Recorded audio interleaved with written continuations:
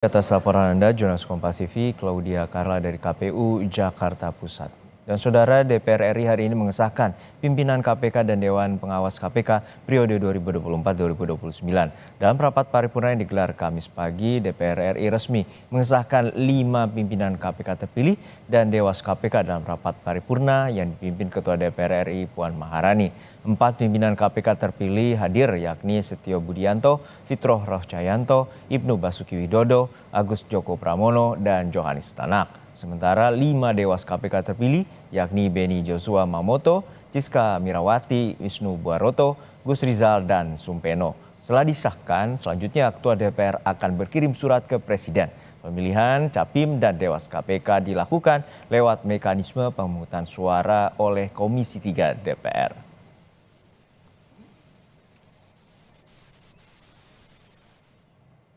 Usai 5 pimpinan KPK dan 5 Dewas KPK, kita tanyakan selanjutnya dengan jurnalis Kompas TV, Nanda Aprilia yang saat ini berada di gedung DPR RI. Nanda, untuk saat ini kapan DPR akan menyerahkan hasil rekomendasi DPR, pimpinan dan Dewas KPK kepada Presiden?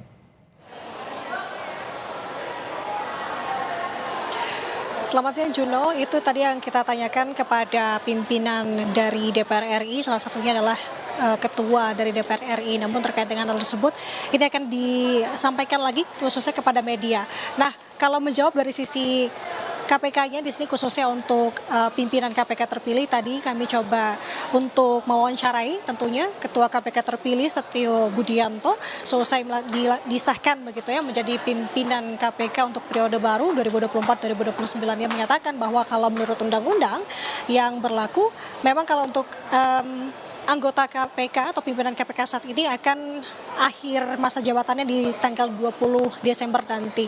Nah, seperti apa mekanismenya tentu akan harusnya lebih cepat terkait dengan pergantiannya. Nah, artinya Juno dan juga saudara, untuk pelantikan ini kemungkinan juga akan dipercepat juga untuk mengisi keterkosongan dari pimpinan KPK tersebut. Juno, yang menarik untuk kami sampaikan saat ini, tadi ada beberapa hal yang disampaikan oleh pimpinan atau Ketua KPK terpilih Setio Budianto, beberapa diantaranya yakni mengenai bagaimana upayanya ketika nanti akan membawahi atau memimpin lembaga anti rasuah ini. Yang ia sampaikan bahwa yang pertama fokus dari awak-awak media untuk mempertanyakan apakah terkait dengan operasi tangkap tangan ini akan tetap ada ataukah tidak, namun ia menegaskan ini akan tetap ada. Namun ia mengembalikan lagi ini semua tergantung dari kolektif kolegial, artinya ia tidak bisa memutuskan sendiri dan tidak mau memutuskan sendiri. Ia akan bersama-sama dengan pimpinan KPK lainnya, keempat wakil ketua KPK terpilih lainnya untuk membahas terkait dengan hal ini. Apakah teknisnya seperti apa dan lain sebagainya ini akan dibahas. Tapi Juno, kalau kita mengingat ke belakang kembali di masa fit and proper test ketika ia menyampaikan gagasannya di hadapan Komisi 3 kemarin mengenai OTT ini, memang tampaknya masih tetap konsisten terkait dengan tetap mengadakan OTT ini, yang dimana fokusnya adalah ia ingin sebenarnya OTT dilakukan berdasarkan prioritas, bukan berdasarkan kuantitas. Nah, apakah artinya ini akan diterapkan di periodenya yang baru bersama dengan 4 pimpinan KPK lainnya? Ini akan kita simak bersama. Tidak hanya itu, Juno dan juga saudara, kalau tadi di momen pengesahannya dalam rapat paripurna bersama dengan DPR hari ini, ada satu momen yang dimana Wakil Ketua KPK terpilih Johanis Tanak memang tidak hadir pada hari ini. Nah, kalau tadi penjelasan dari Ketua Komisi 3 DPR RI di hadapan para anggota DPR di rapat paripurnanya, ia menyebutkan bahwa sebenarnya yang bersangkutan ini memang sedang ada perjalanan dinas, namun statusnya tetap sah menjadi Wakil Ketua KPK terpilih. Nah, tidak hanya itu, yang menarik sebenarnya kembali lagi Juno, tadi yang saya sampaikan mengenai OTT. Tampaknya kalau dari pimpinan KPK ini ada beda pandangan mengenai OTT.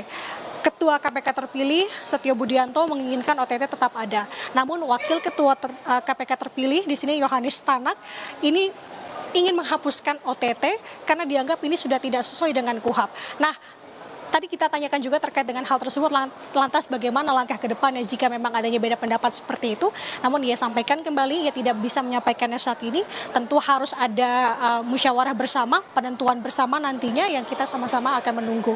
Kemudian juga dan juga saudara, tadi juga disampaikan dan ditanyakan kepada saya bahwa selanjutnya apa? Tentu adalah memberikan surat rekomendasi ini kepada Presiden, yang dimana tadi saya tegaskan lagi bahwa untuk pimpinan KPK yang saat ini sedang menjabat akan habis masa jabatannya di 20 Desember 2024. Artinya ini akan secepatnya diberikan kepada Presiden tentunya untuk sesegera mungkin dilakukan pelantikan.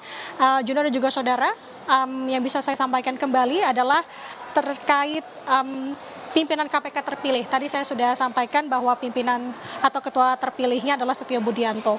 Sementara untuk 4 orang lainnya yang merupakan wakil ketua KPK terpilih, yakni Yohanes Tanak yang saat ini memang masih menjabat sebagai wakil ketua KPK periode 2019-2024, kemudian Fitroh Roh Cahyanto, kemudian Agus Joko Pramono, dan Ibnu Basuki Widodo. Yang perlu kita simak saat ini, Juno, tentu adalah tantangannya bagaimana kemudian para pimpinan KPK yang baru ini akan membawa lembaga anti rasuah ini 5 tahun ke depan, yang dimana tentu tantangannya saat ini adalah kepercayaan masyarakat, mengingat kalau akhir-akhir ini yang menarik perhatian beberapa kasus diantara yang justru menyeret dari para pimpinan KPK seperti hal yang baru-baru ini adalah Lili Pintauli, yakni mantan wakil ketua KPK yang menjabat sejak 2019-2022, yang memang ini tersandung atas dugaan gratifikasi yang dianggap suap oleh Dewas KPK, namun saat ini kasusnya memang sudah dihentikan oleh Dewas KPK, mengingat juga Lili sudah mengundurkan diri sebagai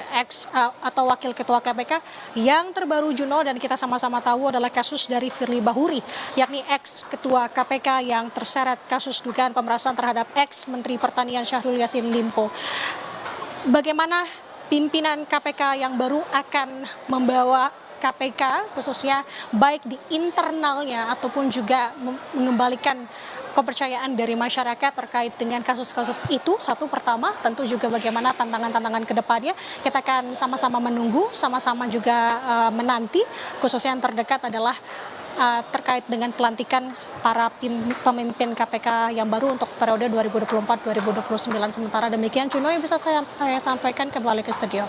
Baik, kita nantikan bagaimana kiprah pimpinan KPK yang baru untuk membawa kepercayaan publik dalam pemberantasan korupsi di Indonesia. Terima kasih jurnalis Kompas TV Nanda Aprilia dari Gedung DPR RI Jakarta. Sesaat lagi saudara, di Pekanbaru Riau terdapat hidangan tradisional yang memukau para pecinta makanan Nusantara, yakni ikan baung asam pedas. Sajian ini